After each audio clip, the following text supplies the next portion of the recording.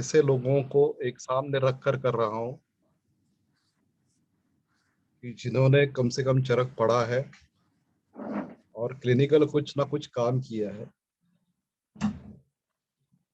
इसलिए बहुत सारे प्रश्नों का उत्तर मैं यहाँ नहीं दे पाऊंगा, नहीं दूंगा कि इस तंत्र युक्ति का नाम क्या है। अगर वो ऐसे ही प्रवाह में आ जाता है तो ठीक है, लेकिन इस तंत्र युक्ति का नाम क्या है, ये संदर्भ कया कहाँ आया है, ये सब जो विवरण है वो यहाँ पे मैं थोड़ा आपको मालूम है ऐसा गृहीत धरूंगा, नहीं तो आप बाद में उसका कुछ संशोधन कर लेना। तो पूर्वी के व्याख्यान में हमने देखा था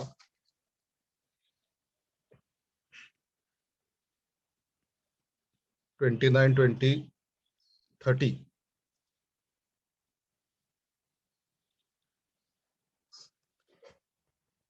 लंघनम रक्त पित्तादौ तर्पणम वा प्रयोजयेत्। तो यहाँ पे एक विकल्प आया था, तो मैंने ऐसा कहा था कि मीमांसकों के अनुसार तुल्य बलता जब होती है तब विकल्प होता है, और वैयाकरणों के अनुसार अपनी मर्जी से विकल्प होता है। उसके बाद हमने देखा था कि श्लोक नंबर 31 से 35 तक तर्पण प्रयोग है, वहां पे भी एक श्रुतशीतम वात दद्यात्तोयम पिपासवे, वहां पे मैंने कहा था कि पिपासा और तृष्णा में भेद है। जैसे कि कुछ मैंने हिंदी गानों का भी जिक्र किया था, इसमें तन्हा तन्हा शब्द आता है। वो जो तन्हा शब्द है उसका मूल शब्द है तृष्णा। तो तृष्णा में मानसिक भाव अधिक होता है। उसके आगे हमने देखा था कि ऊर्ध्वगे तर्पणम पेया पूर्वम अधोगति, उसमें एक भाग आता है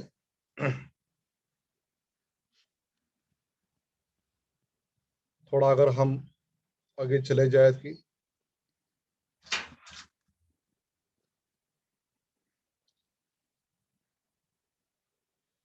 जब हम श्लोक क्रमांक 35 पे जाते हैं, मंदाग्नेर अम्ल सात्म्याय सामलमपि कल्पयेत्। अभी जो यहाँ पे जो अम्पी आया है वो भी एक विकल्प सूचक ही है। अम्ल सात्म्याय अपि ये शब्द आया है, सामलमपि कल्पयेत्, यानी कि आप अम्ल का भी प्रयोग कर सकते हैं। वापिस एक बार एक विकल्प आया है। अब इस विकल्प की रचना हम कैसे करें, व्याकरणों के अनुसार अपने मर्जी से करें या तुल्य बल है कि अम्ल भी तुल्य बल है और बिना अम्ल भी तुल्य बल है, इसका जो निर्णय करना है वो हमें करना है। इसको बोलते हैं ऊह तंत्र। यहाँ पे विकल्प आया है अपि शब्दों से, यहाँ पे विकल्प कहा गया है, अपि कर सकते हैं आप, ऐसा एक सूचक विधान किया है। अम्ल अपि कल्पयेत्, आप जरूर करें,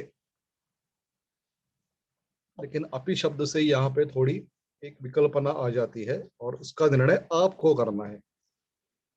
तो अगर आपको निर्णय करना है तो आप किसके आधार पर करेंगे, इसलिए वहां पे शब्द पूरा का पूरा स्वच्छ दिया है, अम्ल साथ में आय।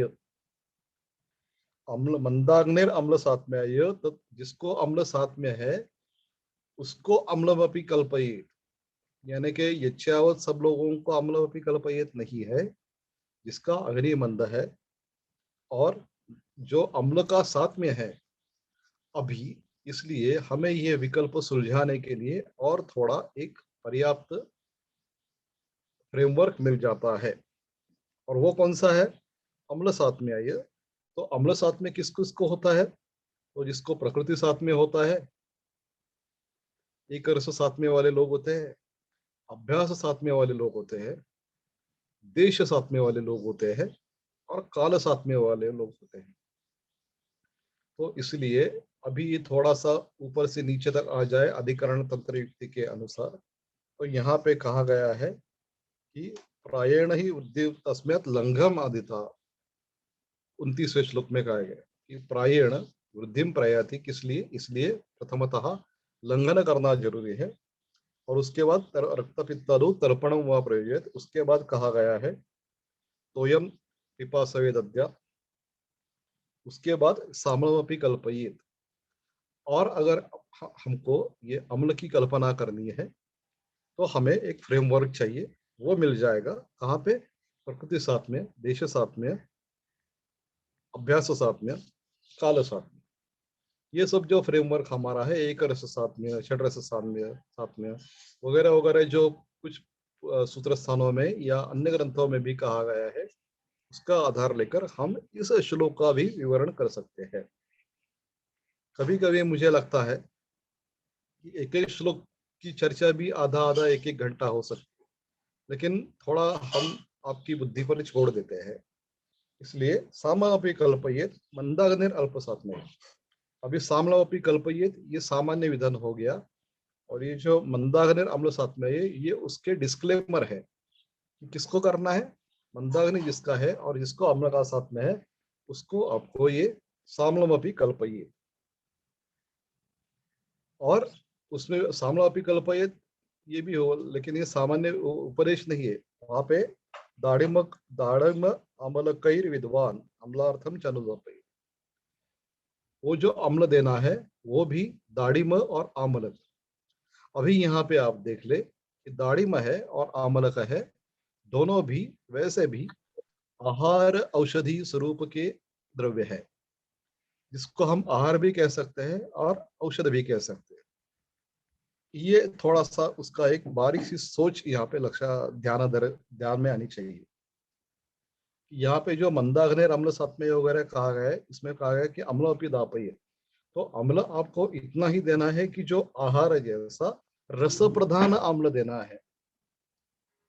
अगर आप कहे कि चलो यहाँ पे मैं अम्ल वेतस दे देता हूँ तो नहीं चलेगा, यहाँ पे मैं चिंचा दे देता हूँ, तिनतेड़ी का दे देता हूँ, नहीं चलेगा।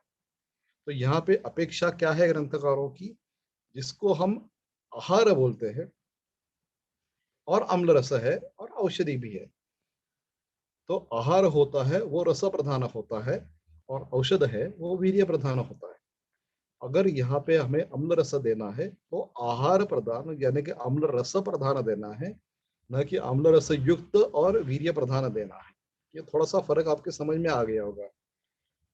तो इस तरीके से हम ग्रंथ पढ़ते हैं। दाड़िम दाड़िम आमलकैर विद्वान अम्लार्थंच अनुदापयि। इस आप भाई इसकी विभक्ति देख लीजिए, दाड़िम दाड़िम आमलकई ही, इसकी विभक्ति देख लीजिए और उससे क्या फर्क पड़ता है, ये आपका एक उसकी आ, आपकी पढ़ाई के लिए उस पर एक ध्यान दीजिए। ठीक है, तो ये सब कहाँ पे चल रहा है? प्रायेण ही आमोद समुत्कृष्टम, यहाँ का ये जो अधिकरण है वहां पे चल रहा है। चलो आगे चलते हैं। भी 36वां श्लोक। शालिषष्टिक नीवार कोरदुष प्रशांतिका श्यामाकश प्रियंगुश भोजनम रक्तवित्तिना। अभी यहाँ पे भोजन भोजन की चर्चा कहा है। अभी ये किसका भोजन है? थोड़ा ये समुत्कृष्टम आमदोषात शरीराणाम वृद्धिम प्रयाति पित्तासुरुक, लंघन जिसको दिया गया है उसकी भोजन के बारे में ये सब चर्चा चल रही है, ना कि जिसके बहुदोष है उसकी उसकी चर्चा नहीं चल रही है। यहाँ पे जिसको लंघन दिया गया है, जिसको पीने के लिए पानी दिया गया है, जिसको सिद्ध तोय दिया गया है, जिसको अम्ल सहित कुछ दिया गया है, लाजचूर्ण दिया गया है, तर्पण दिया गया है, उसके भोजन की चर्चा यहाँ पे चल रही है। तो यहाँ पे कहा है कि शाली सृष्टि का निवार कोरुष प्रशांतिका श्यामाकुश प्रियंकुश भोजनम रक्त नाम। अभी ये जो है शाली सृष्टि का निवार, इसका स्वभाव देखना जरूरी है। शाली सृष्टि का है, निवार है, कोरदुष है, प्रशांतिका है, इन सबों का रसवीर्य विपाक तो हमें मालूम है प्रायः सभी का एक जैसा ही है। तो जब एक जैसा सभी लोगों का रसवीर्य विपाक आता है, तब उसमें विकल्प करने के लिए हमें उनका स्वभाव देखना पड़ता है। क्योंकि रस वीर्य विपाक सब लोगों का अगर देख ले कि शाली सृष्टि का और निवार बहुत ज्यादा अंतर नहीं है, दोनों आहार द्रव्य है, दोनों का ये लगभग रसवीर्य विपाक मिलता जुलता है। पर इनमें अगर हमें भेद करना है तो क्या करना पड़ेगा? तो हमें इनका एक थोड़ा सा इसका स्वभाव देखना पड़ेगा कि शाली षष्ठी का जो होते हैं, षष्ठी का है 60 दिन में उगने वाले, नीवार कितने दिन में उगते हैं, कौन से कैसे पानी में उगते हैं, पानी वहां पे सैचुरेट यानी कि थमा हुआ रहता है या बहता पानी रहता है। शाली षष्ठी का जब बनते हैं तो पानी थमा हुआ रहता है कि बहता हुआ रहता है, तो ये आपको देखना पड़ेगा। और दूसरा प्रशांति का ये सब जो है, इनका स्वभाव देख ले तो आपको पता चलेगा कि कहाँ पे हमको, जैसे कि हम देख ले शाली षष्ठी का, तो षष्ठी का जब बनते हैं तब पानी थमा हुआ रहता है या बहता हुआ रहता है। निवार जब बनते हैं कितने दिन में बनते हैं, पानी वहां पे थमा हुआ रहता है कि ये हुआ बहता हुआ रहता है।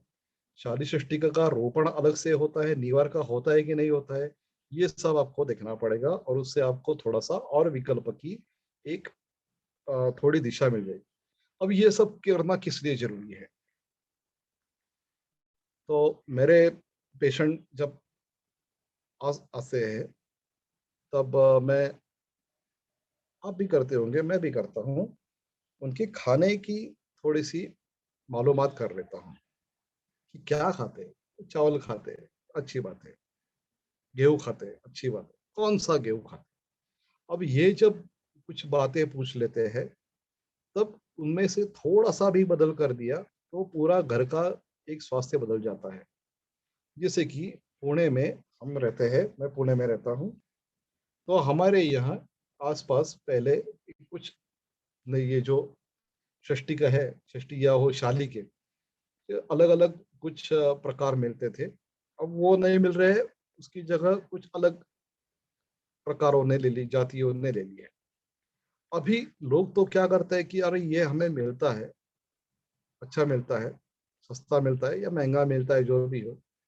उल्टा भी होता है, बहुत सारे ऐसे कि बहुत घर में पैसा है तो हर रोज हम लोग बासमती ही खाते हैं, ऐसे भी लोग हैं। कुछ कुछ लोग ऐसे है कि नहीं, वो हमारा जो चावल है वो तो हमारा चावल इंडोनेशिया का चावल है। ऐसे भी लोग मुझे मिले कि नहीं, वो वहाँ का चावल अच्छा रहता है, हमने सुना है, तो वहाँ पे आ जाता है हमारा चावल, हम करते हैं वहाँ का व्यवस्थापन करते हैं। तो ऐसे लोगों को यह बताना पड़ता है कि अरे इसका स्वभाव क्या है और आपका स्वभाव क्या है, आप रहते कहाँ पे है, आपका प्रोफेशन क्या है, और इसके बावजूद अगर आप ये चावल खाते हैं और वो भी कुकर में पकाते हो, तो इसमें क्या आप पर कितना क्लेद जमा होता है, इतने क्लेद की आपको जरूरत है क्या, तो अगर है तो आप क्या करें, अगर नहीं है क्लेद की इतनी जरूरत तो क्या करें। तो इसलिए ये सब पूछने के बाद पेशेंट का फर्क क्या पड़ता है कि उसको एक पता चलता है कि ये सिर्फ मेरे लिए नहीं है, कि क्योंकि मेरे ये पूरे कुटुंब के लिए बता रहे हैं। जैसे गेहूं, तो गेहूं की कौन सी वैरायटी लेते हो आप, अच्छा ये वैरायटी लेते हो, तो ये हम आपके लिए अच्छा है कि नहीं, ये सब अगर हम बता पाए तो वो पूरा का पूरा कुटुंब एक स्वास्थ्य की ओर चला जाता है और अच्छा लगता है, उन्हें भी, पेशेंट को भी अच्छा लगता है। तो इसलिए ये जो मैं बता रहा हूँ कि शाली षष्ठी का निवार, इसका अध्ययन कैसे करना है, तो जो मेरा द्रव्य गुण पुस्तक है वहाँ पे मैंने तो बता दिया है कि कैसा अध्ययन करना है। लेकिन एक थोड़े शॉर्ट में बता देता हूँ कि जब ऐसे ही कुछ व्यवस्था आ जाती है कि आपको ये विकल्प आ गए, शाली सृष्टि का देना है कि निवर देना है, और अभी लोगों के तो रसगुण वीर्य विपाक भी बहुत सारे समान है, तो आपको उसका अच्छा विकल्प करने के लिए आपको देना चाहिए, उसका स्वभाव देखना पड़ेगा, ये एक अलग का ढंग है। और अगर आप स्वभाव का थोड़ा अध्ययन कर लेते हैं, आपके लिए बहुत ही अच्छा वो मार्गदर्शन हो सकता है। और सिर्फ आपके लिए नहीं, आपकी एक विचार प्रक्रिया शुरू हो जाती है, क्योंकि अलग अलग पेशेंट आते हैं, रक्तपित्त के नहीं, बाकी जब भी पेशेंट आते हैं तब आपकी जब विचार प्रक्रिया शुरू होती है, ये आईटी सेक्टर में काम कर रहा है, ये प्रोडक्शन सेक्टर में काम कर रहा है, तो अभी ये प्रोडक्शन सेक्टर में काम करना है, तो इसको क्लेद की जरूरत है, तो ये कुकर में चावल पकाए, जरूर पकाए।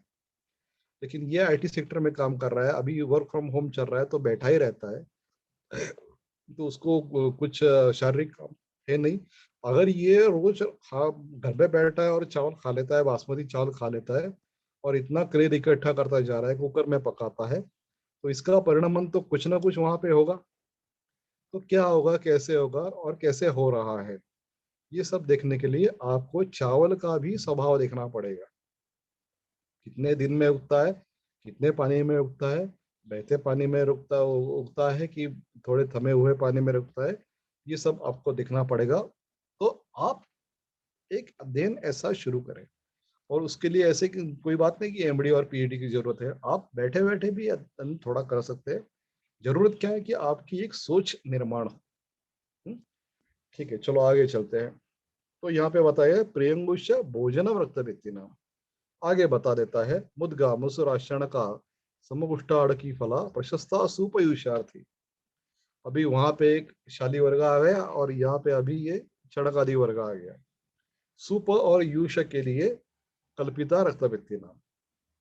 अभी उसके आगे पटोल निम्ब वेत्र अग्र प्लक्ष गंडीरस कटिल का गोविंद अभी ये जो है पत्र वर्ग है। पटोल निम्ब वेत्र वर्ग ये सब पत्र वर्ग है या अंकुर पल्लव वर्ग है। और उसके आगे कोविदार से पुष्पाणी, उसके आगे पुष्प वर्ग है। अन्नपान विधौ शाकम यच्च अन्य रक्त पित्तनुत। अभी यहाँ पे भी एक इसको बोलते हैं लेशोक्त। अन्नपान विधौ कोविदार से पुष्पाणी काश्मीरी से शालमले। अन्नपान विधौ शाकम, शाक कहे गए हैं ये छ अन्यत रक्त या रक्त कम करने वाले हो या रक्त विकृति या पित्त कम करने वाले हो या रक्त पित्त कम करने वाले हो, ऐसे का सबका विस्तार आपको करना है। शाकार्थम शाक सात्म्यानाम तत्शस्तम रक्त पित्तिना। शाकार्थम शाक सात्म्यानाम। अभी यहाँ पे जो डिस्क्लेमर आ गया उसका कारण क्या होगा। शाकार्थम शाक सात्म्यानाम, जिसको शाक सात्म्य है उनके लिए ही देना है। इसका मतलब जिनको शाक सात्म्य नहीं है उनको ये प्रयुक्त नहीं करना है। इसको क्या, इसको कौन सी तंत्र युक्ति बोलते हैं, ये तंत्र युक्ति नहीं है एक्चुअली। इसको मीमांसकों ने उनको प्रमाण माना है लेकिन हमारे लिए ये तंत्र युक्ति है। क्या बोलते हैं उसको, आपको मालूम होगा, बता देता हूँ। अर्थापत्ति बोलते हैं। और अब अर्थापत्ति ये जो मीमांसकों के लिए तो प्रमाण है, हमारे लिए तंत्र युक्ति है क्योंकि अर्थापत्ति अनेकांतिक होगी। यहाँ पे शाकार्थम शाक सात्म्य नाम, जिनको शाक साथ में है ऐसे लोगों को देना है। इसका मतलब जिनको साथ में नहीं है उनको नहीं देना है। ये भी एक तंत्र युक्ति का एक अनुभव हम कर सकते हैं। आगे चलते हैं। स्विन्नुम व सर्पिषावृष्टम युषवद्वा विपाचित। यहाँ पे भी विकल्प आ गए। स्विन्नम व, उनको स्वेद दिया हुआ हो ऐसे। स्विन्न शाक व सर्पिषावृष्टम। अभी भृष्टम का मतलब डीप फ्राई शैलो फ्राई क्या होता है आपको समझना है। यूशवद्वा विपाचितम, अभी यहाँ पे स्विन्नम एक विकल्प, सर्पिषावृष्टम दूसरा विकल्प, यूशवद्वा विपाचितम तीन विकल्प आ गए। तो किसको क्या देना है, तो पहले तो डिस्क्लेमर बताएगा कि शाकार्थम शाक साथ में नाम, जिनको शाक साथ में है उनको ही देना है। और जिनको शाक साथ में है उनको क्या देना है, तो इन तीन सब टाइप्स दिए हुए हैं। स्विन्नम, सर्पिषावृष्टम या यूशवद्वा विपाचितम, तीन प्रकार दिए हुए हैं। तो यहाँ पे पूरे पुनः एक बार विकल्प आ जाता है। व्याकरण जैसा अपनी मर्जी से विकल्प करे या किसी स्पेसिफिक दे दे। तो अगर इंडोर है आपका तो आप स्पेसिफिक दे सकते हो, नहीं तो जनरल कुछ ना कुछ बता सकते हो। तो ये सब तंत्र युक्ति का भाग है, इसको बोलते हैं ऊह तंत्र युक्ति, आपको तय करना है ये। आगे चलते हैं। पारावतान कपोनाश लावान रक्ताक्ष वर्तकान शशांक पिंजला नेणान हरणान कालपुच्छकान रक्तवित्ते इदान विद्यात रसांस्तेषां प्रयोजयेत ईशाद अम्लान अनम्लान व वृतवृष्टान सशर्करा। अभी यहाँ पे पारावत, कपोत, लाव, रक्ताक्ष रक्त, रक्ताक्ष वर्तक, शश कपिंजल, एण, हरिणान कालाबुच्चनान। तो आप एक जनरल ऊपर ऊपर से देख ले तो इन सब का स्पीड भयंकर होता है। ये जो है ना, पारावत कपोत लाव रक्ताक्ष शश कपिंजल एण हरिण कालपुच्छक, इन सब इनकी दौड़ने की एक क्षमता अत्यधिक होती है। ये इनको एक स्वभाव का एक पहलू मानो। अभी इसका आपको बता देता हूँ। किसी एक पशु या पक्षी का एक अध्ययन करें आप। इसका फ्रेमवर्क मैंने दिया है अपने द्रव्यगुण मीमांसा पुस्तक में। किसी एक भी पक्षी का अगर आप अध्ययन कर लेते हैं तो आपके लिए पूरा का पूरा एक लाइफ टाइम अचीवमेंट हो जाएगा। एक दृष्टि आपकी विकसित हो जाएगी। किसी अभी ये जो कपोत है या शश है, तो शश के जो मांस वर्ग है उसका तो आपको पता चल गया होगा कि रक्त रसवीर्य विभाग क्या है। लेकिन उसका स्वभाव, उसकी गति, कितना दौड़ता है, क्या खाता है, इन सब को भी अगर हम थोड़ा अध्ययन करें तो हमारे लिए एक दृष्टि विकसित हो जाती है। अब ऐसी ये बात नहीं कि ये सब जितने भी मांस वर्ग है हम सबको प्राप्त हो, जैसे पारावत अब हम खा नहीं सकते, कपोत मुश्किल है खाना, हरिण मुश्किल है खाना अभी यहाँ पे। अभी उसमें भी और एक विकल्प आ गया है, ईषद अम्लान अनम्लान वाह। अभी यहाँ पे पूर्व में दिया है कि अभी मंदाग्नि अम्ल सत्व है जिसके दाढ़िमा का आमल कई, वो भी एक वही अधिकरण चल रहा है। तो यहाँ पे जो अम्ल रस देना है वो भी आहार युक्त, आहार प्रधान ऐसा ही अम्ल रस देना, ना कि वीर्य प्रधान अम्ल रस देना है। ये बात भी यहाँ पे एक शास्त्र सिद्ध हो गई, तर्क सिद्ध हो गई। ईषद अम्लान अनम्लान व घृतवृष्टान शर्करान। अभी थोड़ा कफानुगे युषशाखम दद्यात वातानुगे रसम। और एक विकल्प आ गया कि कफानुगे युषशाखम दद्यात और वातानुगे रसम। अभी अनुग शब्द का अर्थ क्या होता है कि अनुग यानी पीछे चलने वाला। अभी तो रक्त और पित्त ये प्रमुख है, इसके पीछे कम बल में। अभी ये बल कैसा होगा, एक थोड़ा सा वॉल्यूमेट्रिक बल और उसका बल, तो ये दोनों बल में जो जिसका कफ उसके पीछे है, और यह जिसको वातानुगे है तो वात जिसके पीछे है, ऐसा यानी पित्त प्राधान्य और पित्त अधिक और कफ कम सम या कफ क्षीण या कफ थोड़ा वृद्धतर, ये सब विकल्पना है। वात अनुगे यानी पित्त वृद्धतर और वात वृद्ध या वात सम। और यहाँ पे भी आ जाएगा कि पित्त वृद्धतर वृद्धतम, कफ सम या कफ वृद्धतर या वृद्ध वृद्ध। इतनी ही विकल्पना हमारे पास आ जाती है। तो इन सब विकल्पनाओं का ध्यान रखकर आपको क्या करना, योजना करनी पड़ेगी। कफानुगे युष शाकम वातानुगे रसम दद्यात्। अभी आगे चलते हैं। इसके बोलते हैं कि रक्तवित्ते यवागुणम अतः कल्प प्रवक्ष्यते। इसके बाद क्या बताते हैं, यवागुण का कल्प बताते हैं। भी उसके बाद एक 44 से लेकर 48 तक यह आपको सब अलग अलग यवागु कल्पना दिए हुए। अभी इसका भी अध्ययन कैसे करना है, यहाँ पे भी आप देख लीजिए। दातकी धनो या सांबो बिलवा नाम व रसे श्रुता, यहाँ पे विकल्प आ जाता है। तो अब विकल्प की रचना कैसी करनी है आपको पिछले व्याख्यान से मैं बता रहा हूँ।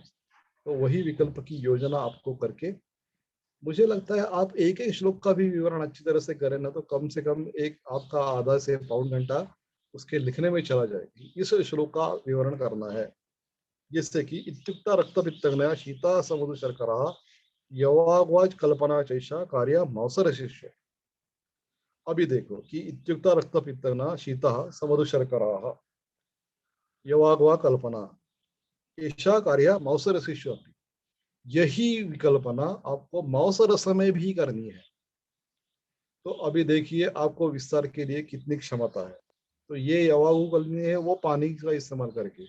अभी मांस रस लेने हैं तो मांस रस आप किसका लोगे, ये आपको जिसका प्राप्त हो सकता है, कुकुट का हो या वराह का हो या मैं किसी अज का हो, इसका मांस रस। और इसमें आपको ये बनाना है। तो स्वाभाविक रूप से आपको ये जो अजर रहता है वो तो नहीं चलेगा, वराह नहीं चलेगा, क्योंकि उनकी गति नहीं है। अभी ये किससे पता चला स्वभाव का, तो पहले हमने जो देखा है, तो एक तो ऐसा तय कर सकते हैं कि पारावत वरे जो दिया है ना, सीधा पारावत रसेवास्यु पृथक पृथक, जो पहले जो प्राणी बताए गए हैं उनके ही मांस रस से किया जाए। एक बात, नहीं तो ऐसे जो प्राणी है जिनका स्वभाव इन लोगों से मिलता है, ऐसे प्राणियों का मांसाहार से लेके उनमें यवागु का एक प्रयोग किया जाए। ये दो विकल्प हमें प्राप्त हो गए। चलो आगे चलते हैं।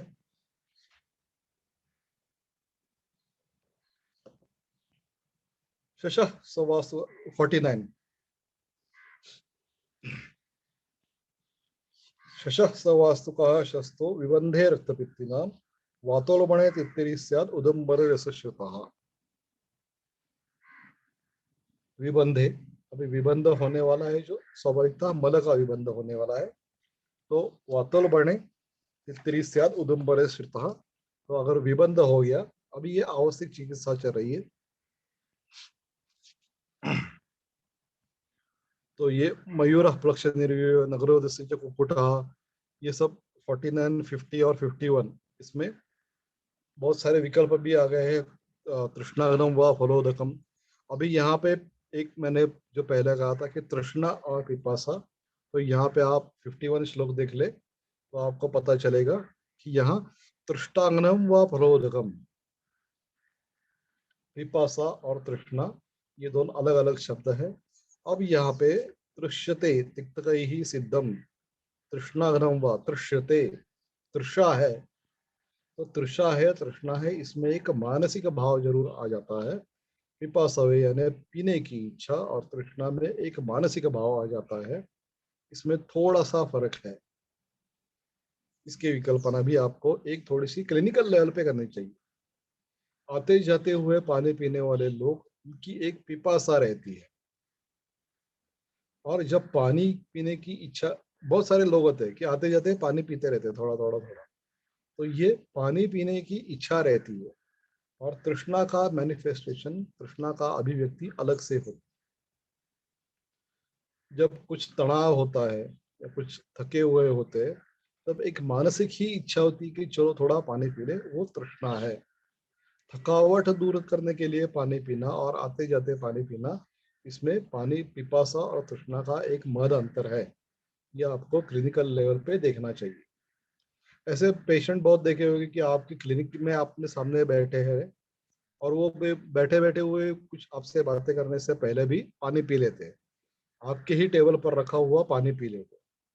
नहीं तो जब क्लिनिक में आते हैं तब पहले असिस्टेंट से मांग लेते हैं, यहाँ पे थोड़ा पानी दे दो।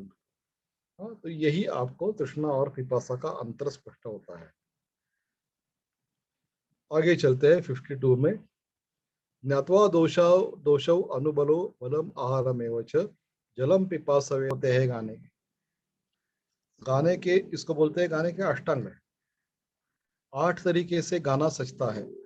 मींड होती है, मुर्की होती है, खटका होता है, ऐसे कुछ उसके अलंकार है। तो उन अलंकारों को लेकर गाना सजता है। एक सुर से दूसरी सुर पर जाना, छलांग लगाकर जाना, या ऐसे घसीटते हुए जाना, ये सब उसके अलंकार होते हैं। वैसे ही अब आप इन अलग अलग ग्रंथ, अलग अलग अध्यायों का परिशीलन कर ले, तो आपको पता चलेगा कि अभी निदानम रक्तवित्त से यत्किंचित संप्रकाशितम जीवितारोग्य कामय स्तन्न सेव्यम रक्तपित्ति भी संक्षेपतः क्रियायोग निदान परियोजनम, ये सूत्र आपको बताया गया है किसी और संदर्भ में। अब यहाँ पे ये पूरा खाना बता दिया, क्या खाना है क्या नहीं खाना है, और उसके बाद बताते हैं कि तन्न सेव्यम रक्तपित्ति भी। अब हम ऐसा अगर बात करें कि ये पहले क्यों नहीं बताया, ये तो पहले बता देना चाहिए था। संक्षेपतः क्रियायोग निदान परियोजनम, ये पहले बता देना चाहिए था ना। तो यही तो इसकी चरक संहिता की खासियत है। हर एक अध्याय यानी हर एक अलग अलग राग की अलग अलग महफिल हो जाती है। और ऐसा लगता है कि चलो अभी ये अलंकार जो है, ऐसे जरूरी क्या है कि पहले ये मेंढी ले ले, उसके बाद खटका ले ले, उसके बाद मुर्की ले ले, जरूरत नहीं ना। उनको अगर लगता है कि अरे मुझे ये प्रस्तुत करना है, ये सुर मुझे दिखाना है, तो वहां पे वो जैसे मर्जी चले जाए। और अलग अलग उसका क्या है कि सौंदर्य और प्रकटीकरण जितना अच्छा हो, उतनी उसकी एक स्वाभाविक रूप से उस जो प्रस्तुत करने वाला है उसका एक स्वतंत्र है। तो चरक यद्यपि शास्त्र बता रहे हैं, लेकिन ये शास्त्र में भी एक रचना का सौंदर्य मुझे दिखाई देता है। अब ऐसी बात है, शायद मुझे ही दिखाई दे, शायद हो सकता है कि अगर आप उम्र बढ़ जाए आपकी 50 से आगे, तो आपका भी रचना का सौंदर्य मालूम हो। बहुत बार ऐसे लगता है कि चरक ने ऐसा दिया है, बहुत थोड़े में दिया है, जहाँ बहुत कम लिखा है। नहीं, मुझे तो लगता है कि अरे ये बहुत बड़ी महफिल है।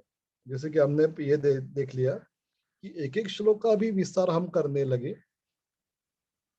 तो आधा आधा घंटा, एक एक घंटा उसका ही विस्तार हो जाएगा। तो ये ऐसे कि गाने में अगर जैसे कि हमारे जो मराठी सुनने वाले हैं, तो उनको उनको मालूम होगा, शायद बाल गंधर्व जी का गाना था, या आप बाल गंधर्व जी को भूल जाइए, लता जी का गाना ले लीजिए आप। लता जी गाती है 3 मिनट में कुछ गाना, शास्त्रीय संगीत पर आधारित होता है कुछ ना कुछ। आशा जी गाती है 3 मिनट में, 4 मिनट में गाना।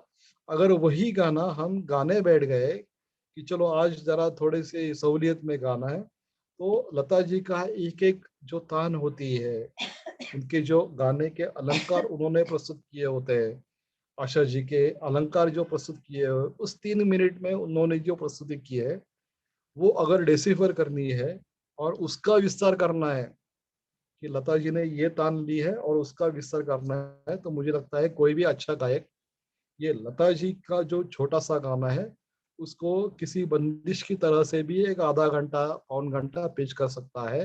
उतना उसका उसमें पोटेंशियल है। सुधीर फड़के जी का गाना आप सुनिए, 3 मिनट में कुछ गाते हैं और लगता है कि अरे ये तो पूरा एक आधे घंटे की महफिल हो गई। इतना आनंद भी उसी 3 मिनट में हम देते हैं। वैसे ही ये चरक का ये प्रतिपादन है।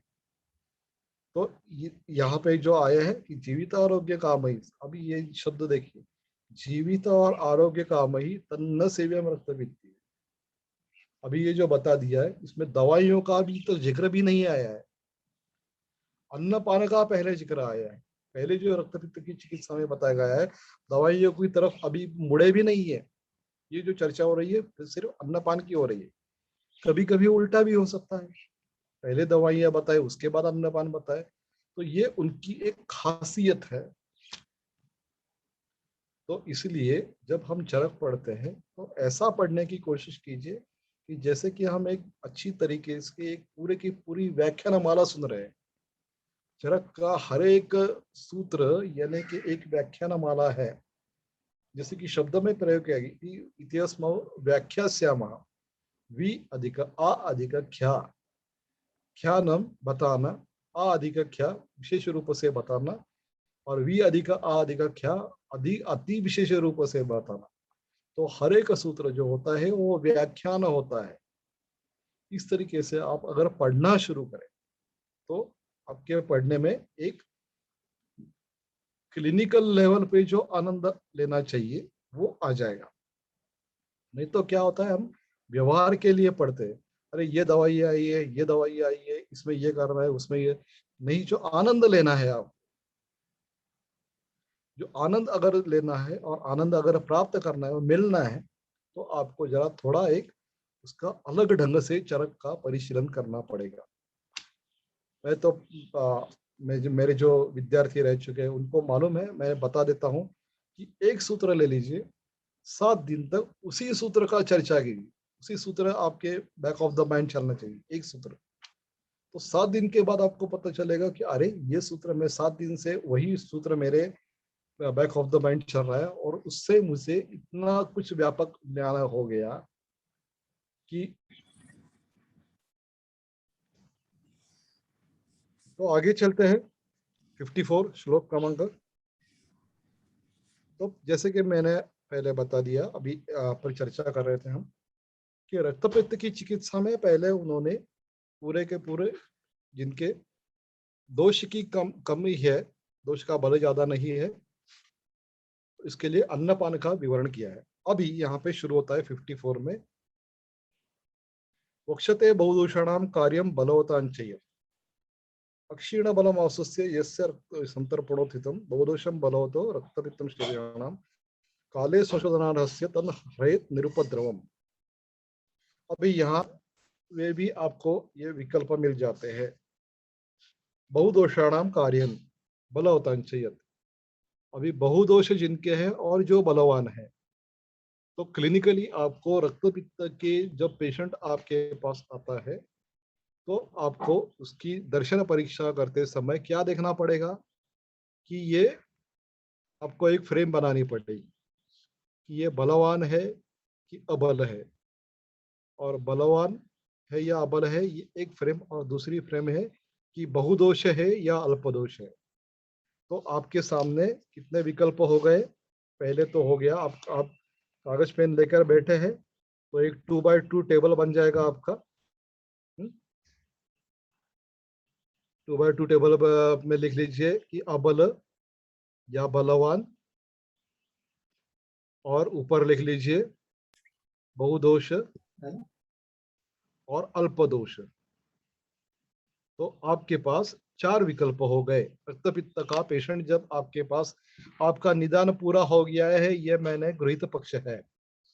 अब निदान पूर्ण होने के बाद जब आप चिकित्सा की ओर प्रस्थान कर रहे हैं, तब आपको पहले तय करना होगा कि ये रक्तपित्त की अवस्था व्यक्त करने से पहले इसकी निदानतः परीक्षा क्या हो गई, और चिकित्सा के लिए उसका अभी जो अभी निदान हो गया, तो निदान और व्याधि विनिश्चय किससे हुआ आपका? तो निदान और व्याधि विनिश्चय हो गया, निदानम प्रागरूपाणी रूपाणी उपशय अनुपशय, इससे आपका निदान हो गया। अब आपको चिकित्सा की ओर प्रस्थान करना है।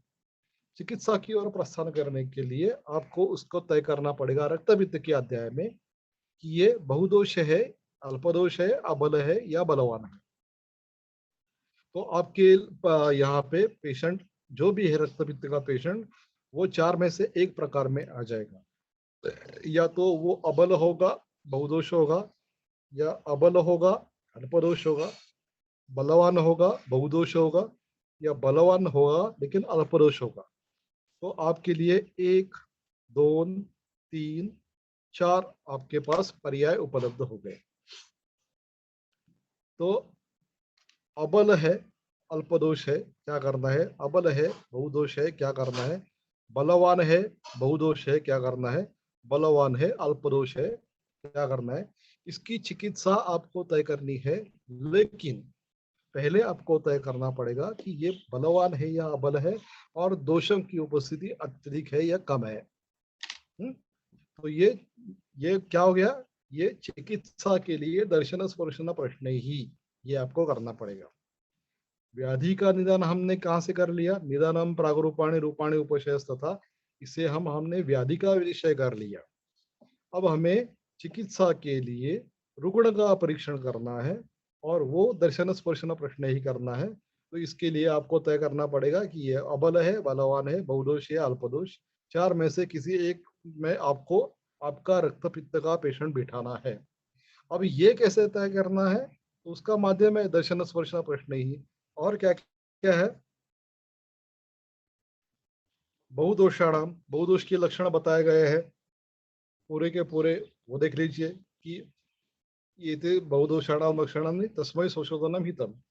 ये सब बहुदोष के लक्षण बताए गए हैं चरक सूत्र स्थान में, वो देखना पड़ेगा आपको। और उसके बाद आपको ये तय करना पड़ेगा कि ये इसका बहुदोषम बलवतम रक्तवित्तम शरीरिणः काले संशोधनार्हस्य तन हरे निरुपद्रवम। अगर उचित काल है तो उसका संशोधन करे। इसका मतलब अगर काल भी उचित नहीं है तो संशोधन ना करे। तद हरेत निरुपद्रव, उपद्रव हो ऐसी प्रकार की चिकित्सा ना करनी है।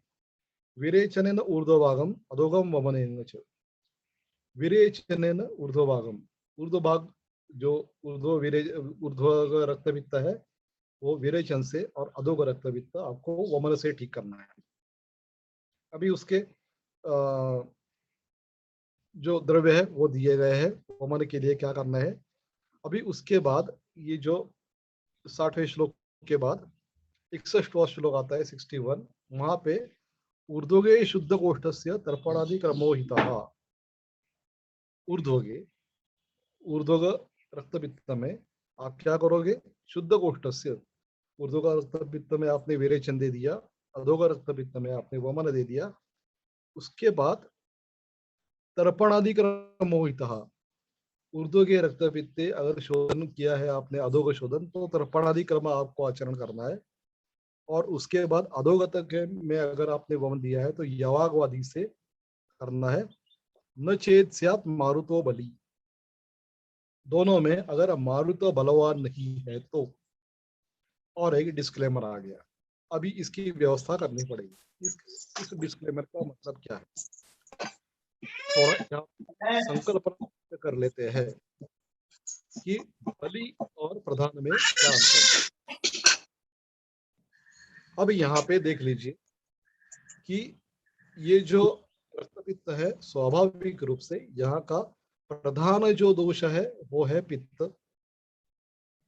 और बलवान हो सकता है यहाँ पे वात या कफ।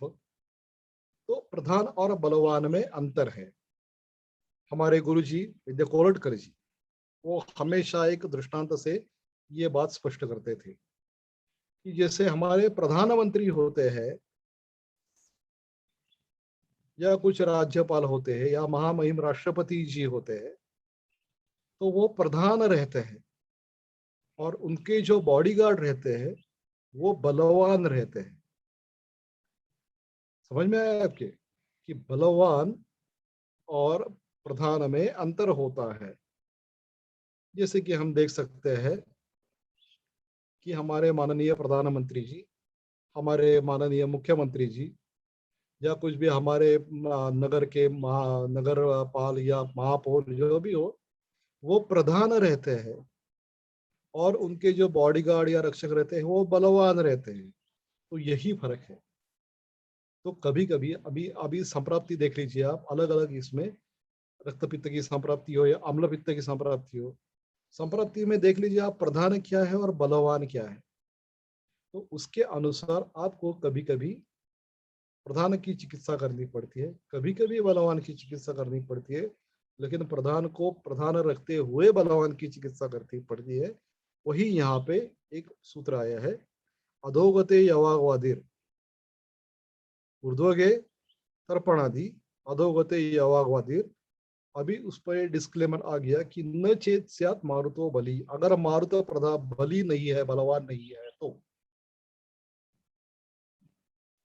तो मारुत बलवान नहीं है, इसकी चर्चा की गई है। यानी कि गति का ऊपर आपको एक उसका एक उस पर ध्यान देना की जरूरत है। मारुतो बली नहीं है तभी ये करना है। इसके इसका मतलब ये, अगर मारुतो बली है तो कुछ अलग आपको करना पड़ेगा। क्या करना पड़ेगा?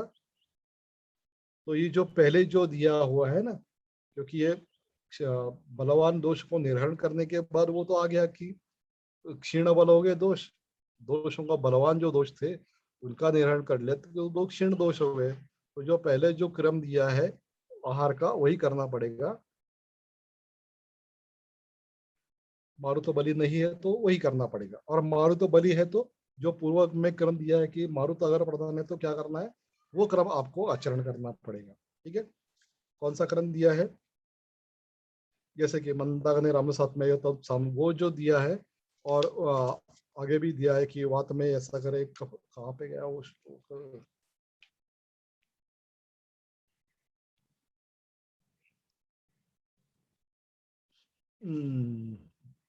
अभी ये नहीं दिख रहा है मुझे, चलो कोई बात नहीं। तो वात में क्या करना है और कफ में क्या करना है, श्लेष्मणि क्या करना है, वात में करना है। वो जो पिछले श्लोकों में जो दिया गया है उसको बोलते हैं अनागत अवेक्षा और आगत अवेक्षा। ये जो दोनों तंत्र युक्ति होगी कि जो पीछे ही हुए आया हुआ है देखना है आपको, उसको एक अधिकरण तंत्र युक्ति होती है या आगत अवेक्षा तंत्र युक्ति होगी। जो पीछे आया हुआ है वही का अनुसंधान करना आगत अवेक्षा या अधिकरण तंत्र युक्ति से दोनों पता चलता है। कभी कभी वहां पे अतिदेश तंत्र युक्ति होती है, कभी कभी उसमें हेतु अर्थ भी तंत्र युक्ति होती है। इसका विवरण आपने खुद करना है। तो चलो आगे चलते हैं 62 से आगे।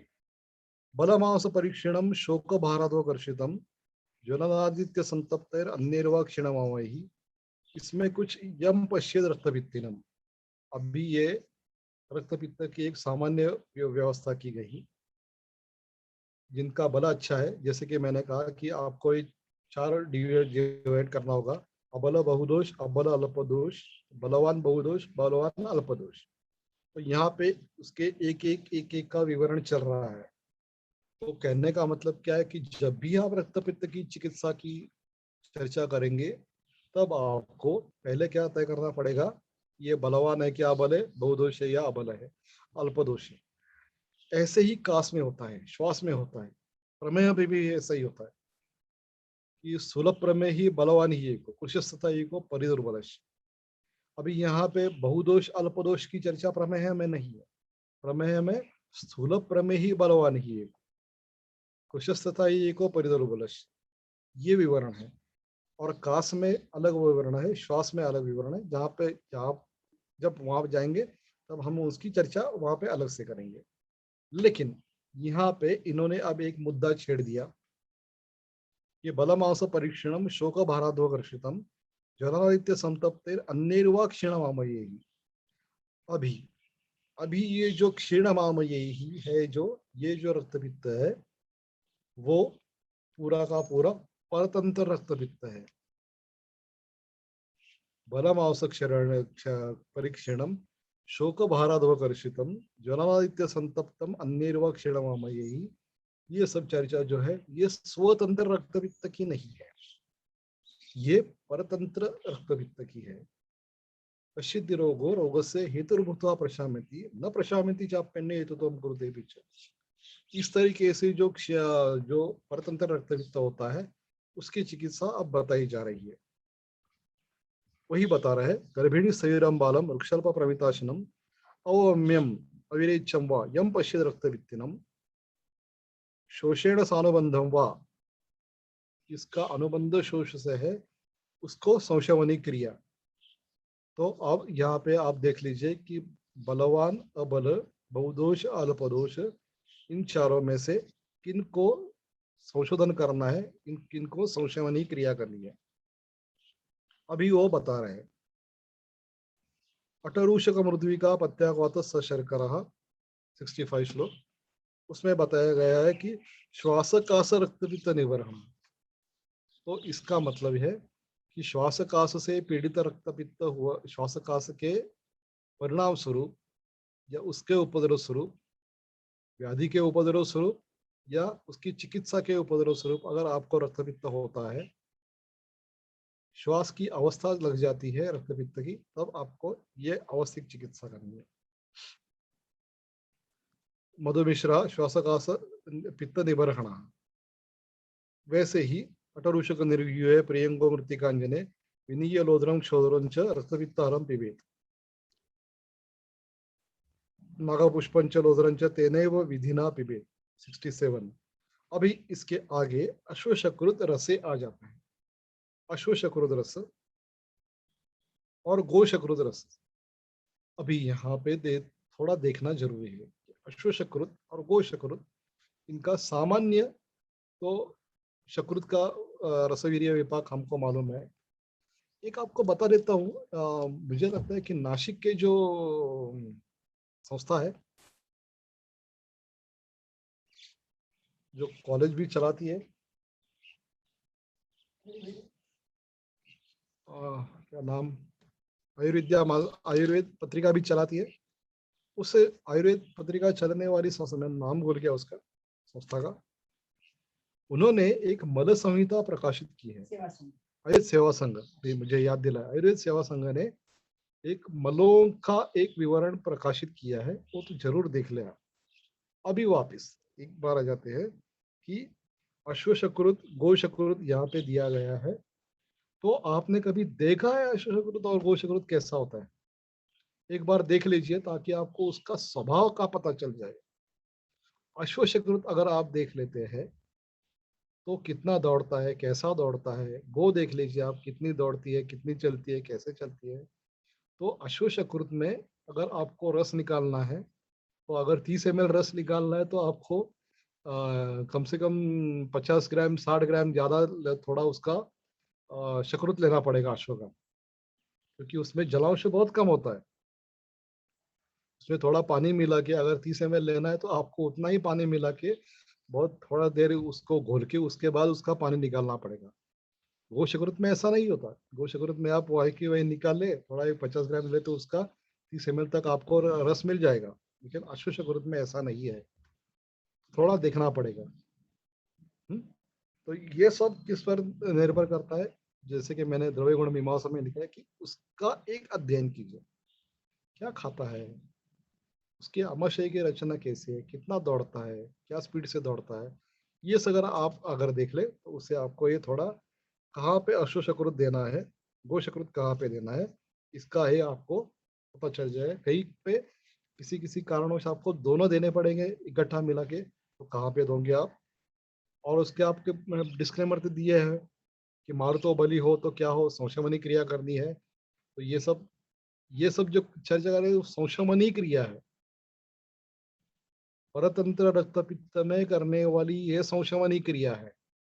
तो अभी परतंत्र रक्त पित्त में करने वाली जो चिकित्सा है, ऐसे परतंत्र रक्त पित्त हमको कहाँ कहाँ पे अनुभव होते हैं, ये भी आप देख लीजिए कि परतंत्र रक्त पित्त का अनुभव हमें कहाँ कहाँ पे दे। ये रेडिएशन दे दिया उसके बाद ये फूलने लगे, इसकी ये कर दिया उसके बाद ये हो गया, ये कर दिया उसके बाद ये पूरे बदन से रक्त स्राव हो रहा है। कभी कभी तो ये कॉस्मेटिक कुछ कर रहे थे उसके बाद भी रक्त पित्त का प्रादुर्भाव होता है। इस सब में ये सब की चीज चिकित्सा ये रस्में दिया है।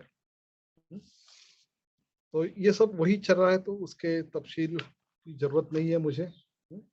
अभी और एक पारावत शकृत भी आ जाता है 71 श्लोक में। धनोजानाम असुरगलियात। धनोज, अभी ये क्या है धनोज? मृग पक्षिणाम, ये क्या है? ये सब द्रव्य गुण मीमांसा के अध्ययन के बारे ये चर्चा वहां पे हो गई है, तो वहां पे ही करेंगे। अगर आपके पास पुस्तक नहीं है तो ले लीजिए, तो मुझे आप फोन कर दीजिए, मैं भेज दूंगा। और एक एक तरीके से अध्ययन आपका पूरा हो जाएगा। तो ये आपको थोड़ा सा धनवजा नाम असुर लिया था। मधुना, धनवजा नाम असुर लिया मधुना। हमारे गुरु जी जब ऐसे उपद्रव रूप पांडु या रक्तपित रहते थे, तब वो ऐसे ये मेंढ अज का रक्त या कुकुट का रक्त मधु से खिलाते थे। आपने तो सुना होगा कि रक्त बस्ती भी देते हैं इसमें। ये जो डोंबिवली वाले हमारे दोस्त है, वो रक्त बस्ती बहुत देते थे। अब शायद उनका थोड़ा प्रमाण कम हो गया, रक्त बस्ती की चर्चा थोड़ी कम हो गई। हमारे गुरुजी थे विजयराज माधवराव शेंडे। उन्होंने जब पूर्व काल में ऐसा देखा, बहुत एक मैं 30-40 साल पूर्व की, 30 साल पहले की बात कर रहा हूँ, जब मैं पढ़ रहा था, तब उन्होंने एक बार देखा कि एक ब्लड बैंक है और वहां से जो कालतः जिसका नाश हुआ है, ऐसा रक्त उस समय 30 साल पहले इतनी स्ट्रिक्ट ये नहीं थी, तो वो नदी में ही फेंक देते थे या कचरे के डिब्बे में फेंक देते थे रक्त की बॉटल्स। बॉटल्स थी तब, प्लास्टिक के बैग नहीं थी। तो उन्होंने पूछा कि ये फेंक क्यों दे रहा है? बोले हमारे लिए इसका ये नहीं है। तो कहे ठीक है, आपके लिए तो आप फेंक ही दे रहे हैं, तो हम जो गरीब लोग हैं उनको जो पांडु है, रक्त की कमतरता है, उसमें इसका बस्ती दे देते हैं। और उन्होंने ही शुरू कर दिया। तो इसी रक्त बस्ती की यहाँ की मूल कथा है। तो वही उसी का एक अलग ये पेट से खिलाना है। हमारे गुरुजी जो थे कोलटकर गुरुजी, ये रक्त और मधु इसका मिश्रण करके पेट में चटाते थे। इसकी चर्चा कभी ये करेंगे। पारावत शकृत भी हमारे गुरुजी रक्त पित्त में बहुत बार इस्तेमाल करते थे। विशेषतः जो कैंसर जैसे रोगों में अगर ये अवस्था आ जाती है कि रक्त अत्यधिक बहना शुरू हो जाता है, या उदर क्षत या उदर क्षतोदर, या ऐसी कुछ अवस्था में कामला में भी हो, कि अगर कामला हो और रक्त का अत्यधिक बहाव हो, तो गुरुजी पारावत शकृत का एक इस्तेमाल करते थे। मैंने खुद ने, हमारे यहाँ एक बालगंधर्व रंग मंदिर है, उसके बाद ये पारावतों का एक बाजार होता है। हर रविवार को बाजार होता है, तो वहाँ पे हमें बहुत पारावत शकृत मिल जाता था। तो वहीं से उठाकर गुरुजी को मैंने कुछ 2-3 बार लाके दिया है। तो उसका इस्तेमाल गुरुजी करते थे। ये सिर्फ जानकारी के लिए। चलो थोड़ा आगे चलते हैं। 73, उशीर कालीयक लोद्र पद्मक प्रियंगुक कटफल शंख गैरिका पृथक पृथक चंदन तुल्यवागिका सशर्करा तंडुल धावना पिता रक्तम सवित्तम तमकम पिपासाम दाहंच पीता शमयति सत्य।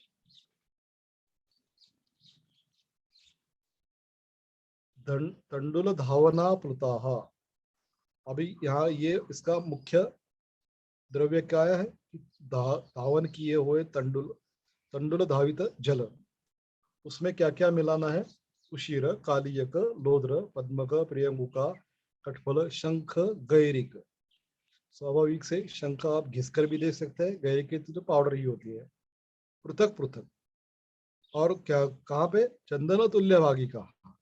तो पहला द्रव्य क्या है कि तंडुल धावन शर्करा चंदन के साथ मिलाए, चंदन के तुल्य भाग उशिर कालियक लोद्र शंख या गैरिक। अभी एक थोड़ी बात बता देता हूँ। शंख भस्म करने की एक अलग अलग तरीके हैं। तो अगर आपको जनरलाइज चिकित्सा करनी है तो आप बिल्कुल दे सकते हैं शंख भस्म। एक पुट, दूसरे पुट, तीसरे पुट, ऐसे पुट ये हुए शंख भस्म भी होते हैं, और कम से कम पुट देने वाले भी शंख भस्म होते हैं। मैं बता देता हूँ आपको। कुछ वैद्य है ऐसे कि जो शंख का एक टुकड़े करते हैं, उसको वे पुट लगाते हैं। एक पुट के बाद कुमारी स्वरस में घोटने के बाद दूसरा पुट, ऐसे करते हैं भस्म, यावत भस्म न हो। दातार गुरु जी जो थे, वो उनकी एक अलग पद्धति थी। वो क्या करते थे कि शंख, पूरे के पूरे शंख, पूरे टुकड़े नहीं किए, पूरे के पूरे शंख शोधन होने के पश्चात, एक बार तो उन्होंने ऐसा कहा दातार गुरु जी ने, वहां पे मैं नहीं था, मेरे कुछ दोस्त लोग थे, दोस्तों से मैंने सुना है, मैं वहां पे नहीं था, उस समय नहीं था, मैं था गुरु जी के साथ, लेकिन ये जो कथा हुई उस समय मैं नहीं था। तो गुरु जी ने पूछे कि ये क्या है? तो विद्यार्थी बोले शंख है। तो बोले शंख नहीं है, मोती है, मोती। ऐसे उनको एक जो शुद्ध किए हुए शंख से इतना उनका एक प्यार उमड़ आया था। तो वो क्या करते थे कि ये जो शंख है, पूरे के पूरे चक्र धावन, चक्र में शोधित किए हुए शंख, वो जो हमारी उपले होती है, गोरिया बोलते हैं मराठी में हम लोग, एक दो तीन चार गोरे जितने भी शंख है उसके अनुसार गोरे में वो पूरे जला लेते थे, पूरे के पूरे। यानी एक गोरी जलाना, ऊपर जलाना, उसके ऊपर शंख रख देना, और उसके बाजू में शंख पूरे एक दो तीन चार जितने भी हो उससे ढाक लेना। और उसके बाद जब ठंडे हो जाए तब कुछ फोर्क से, नहीं अपने क्या बोलते हैं उसका, चिमटा, चिमटा बोलते हैं मराठी में, टूथ फोर्सेप वगैरह बोलते हैं ना हम लोग, तो ऐसे टूथ फोर्सेप से। लेकिन गुरुजी को ये शंख को लोहा का स्पर्श करना अच्छा नहीं लगता था, इसलिए वो कभी कभी थोड़ा ठंडे होने के बाद हाथ से ही उठा लेने को बोलते थे।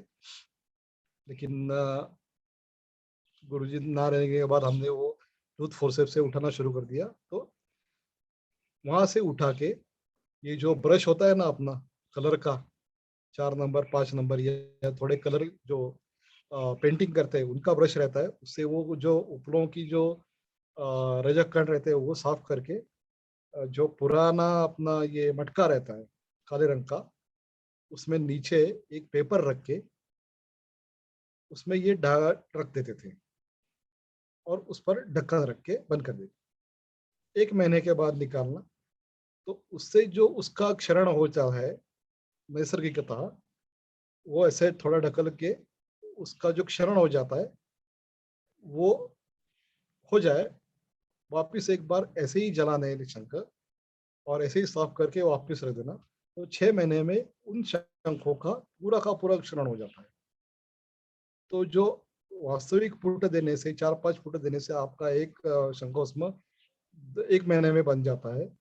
तो इस तरीके से 6 से 8 महीने लग जाते हैं। लेकिन रक्तपित्त में ये इस तरीके का शंखोस्म ज्यादा अच्छा है। ये आपको मैं बता देता हूँ। चलो आगे चलते हैं।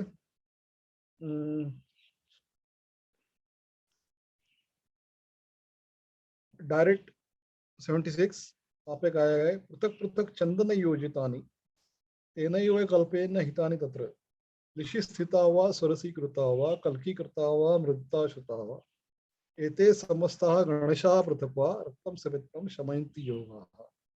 तो आपके लिए देखो, आप अगर इन योगों की गणना करें तो 15-20 आपको श्लोक ये मिल जाते हैं कि, और किसको देने हैं ये लोग, शमयंती, जिनको शमन करना है, यानी कि परतंत्र रक्तपित्त में, और जो अबल है और अल्पदोष है, दो तरीके के पेशेंट आपको चेक करने पड़ेंगे कि ये प्राथमिकता अल्पदोष है और अबल है, स्वतंत्र रक्तपित्त के अल्पदोष और अबल, और परतंत्र रक्तपित्त के सभी, इन लोगों के लिए ये पूरे के पूरे योग दिए हुए हैं।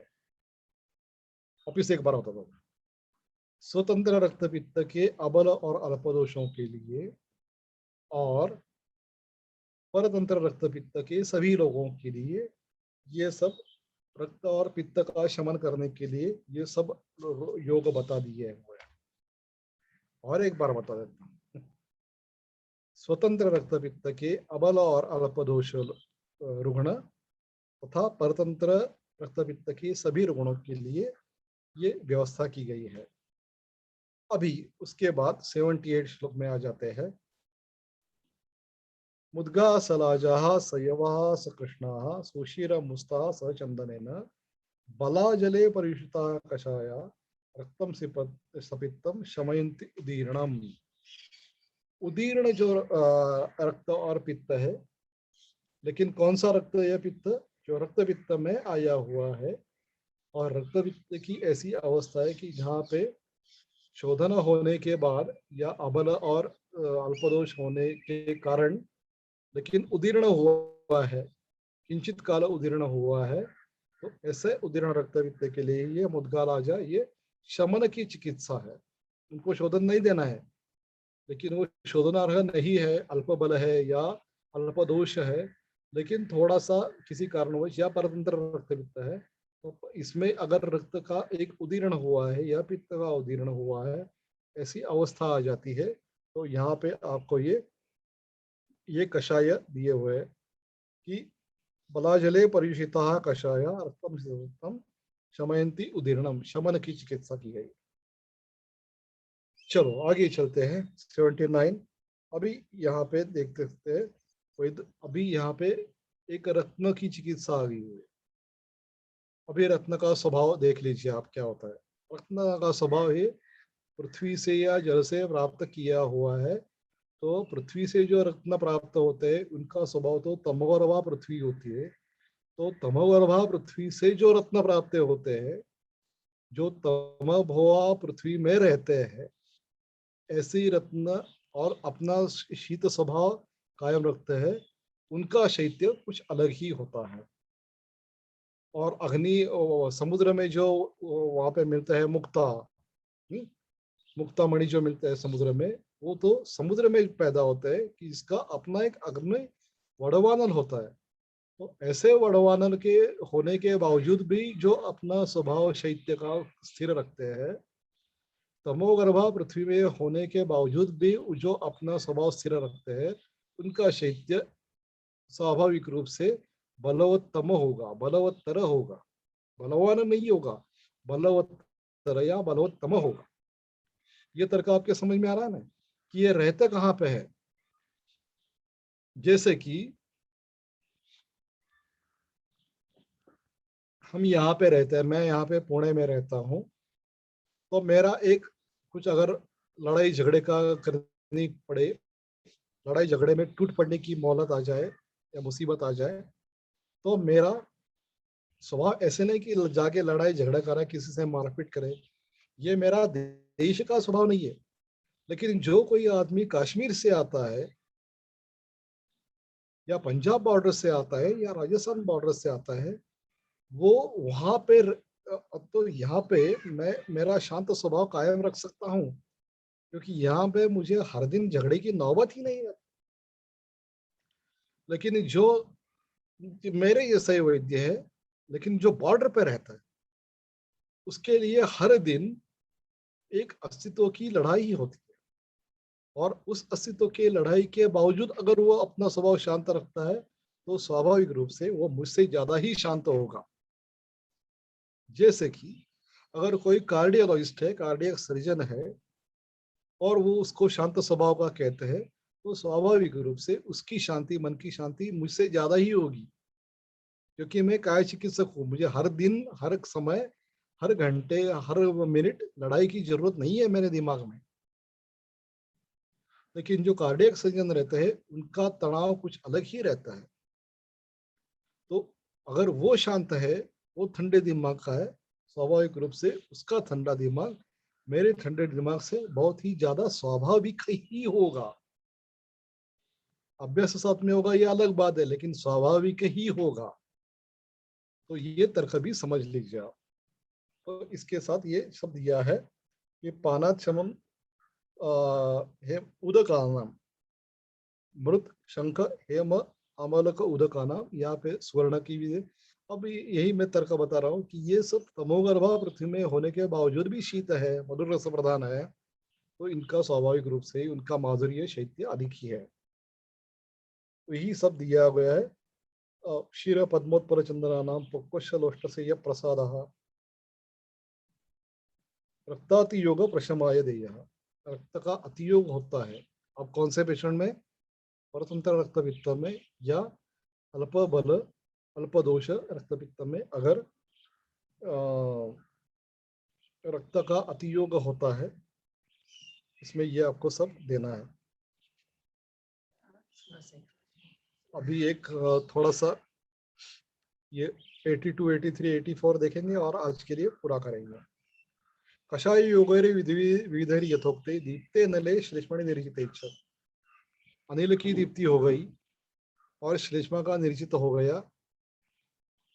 यद रक्तवित्तम प्रशमम न याति, आपका दीप अनिल अनिल दीप्त हो गया और श्लेष्मा भी कम हो गया, फिर भी रक्तवित्त प्रशमन नहीं होता है, तो ये आपको एक क्लिनिकल इंडिकेटर दिया है। ये अगर कम नहीं होता है तो इसका मतलब है यहाँ के तत्र अनिल स्यात् अनु, तत्र वात का एक विशेष बल है। वहां पे क्या करना है वो बता दे। शागम पयस्यात् परमं प्रयोगे कव्यम श्रुतम पंचगुणे जले वा सशर्करम माक्षिक संप्रयुक्तम विदारी गंधादि गणैः श्रुते वा द्राक्षाश्रुतम नागारकैः श्रुतं वा बलाश्रुतं गोपशर्कैः श्रुतं वा सजीवकम सर्षवकम ससर्पी पय प्रयोजन सितया श्रुतं वा। अभी यहाँ पे एक क्लिनिकल इंडिकेटर जो दिया है वहां पे ध्यान देना जरूरी है कि आपको एक तो बहुदोष और बलवान की चिकित्सा शोधन करनी है बताई, उसके बाद संशमन क्रिया बताए है। परतंत्र रक्तपित्त हो और परतंत्र रक्तपित्त में संशमन क्या क्या करना है बताया हुआ है। फिर भी अगर उसका शमन नहीं होता है तो आपको क्या पहले क्या दर्शन स्पर्शन प्रश्न से क्या तय करना पड़ेगा कि ये रक्तपित्त था, कौन सा था, बलवान था या अबल था, बहुदोष था या अल्पदोष था। उस पर मैंने संशमनी क्रिया ही करते आ रहा हूँ या उसकी मैंने कुछ शोधन पूर्वक चिकित्सा की है और उसके बाद संशमन कर रहा हूँ। उसके बाद मैंने क्या क्या करना है, ये अगर वाता प्रदान है तो क्या क्या करना है बताया पड़ा है। वाता बलि है तो क्या क्या करना है वो भी मैंने कर लिया। अगर उसके बावजूद अनल दीप्ति हो गई, अग्नि का एक दीप्ति होगी और श्लेष्मा भी कम हो गया, फिर भी अगर रक्तपित्त कम नहीं हुआ है तो यहाँ पे आपको तय करना है कि अब ये परीक्षा ही थोड़ी व्यतिरेक परीक्षा हो गई। अरे इसका अग्नि भी अच्छा है, इसका कफ भी कम हो गया है, फिर भी ये रक्तपित्त नहीं कम हो गया, इसका मतलब यहाँ पे वात का एक थोड़ा सा ध्यान देना जरूरी है।